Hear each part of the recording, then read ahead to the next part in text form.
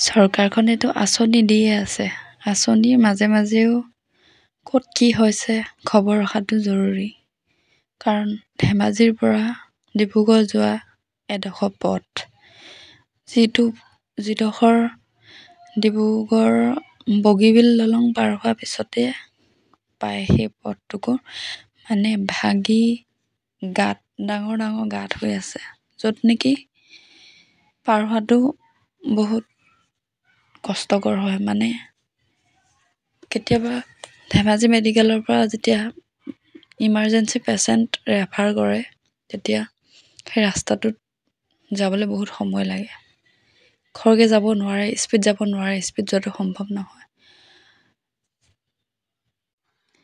Speed যোৱাটো কথা নহয়, কিন্তু কেতিয়াবা যদি গৰ্ভৱতী মহিলা দিয়ে, তেতিয়াহ'লে সেইটো ৰাস্তাত তেওঁৰ অৱস্থা কি হ'ব সেইটো কল্পনা কৰি চাওক। আৰু ৰাস্তাটো ঠিক কৰা সোনকালে ব্যৱস্থা কৰিব লাগে, কাৰণ ইয়াৰ পৰা বহুত ৰোগী তালৈ ৰেফাৰ কৰে, যিবোৰ নোৱাৰে। তাত কেতিয়াবা অপাৰেশ্যন কৰিও ঘূৰি আহিব লগা হয়। মই নিজেই ডিব্ৰুগড়ত এবাৰ অপাৰেশ্যন কৰি ধেমাজিত ঘূৰি আহিছোঁ। সেই ৰাস্তাটোত অহাটো ৰোগীৰ বাবে সম্ভৱ নহয়। সুস্থ মানুহেই বহু কষ্ট পায়। তেনে ক্ষেত্ৰত এগৰাকী ৰোগী বা এজন ৰোগীৰ অৱস্থা কি হ'ব আপোনালোকে কল্পনা কৰি চাওক।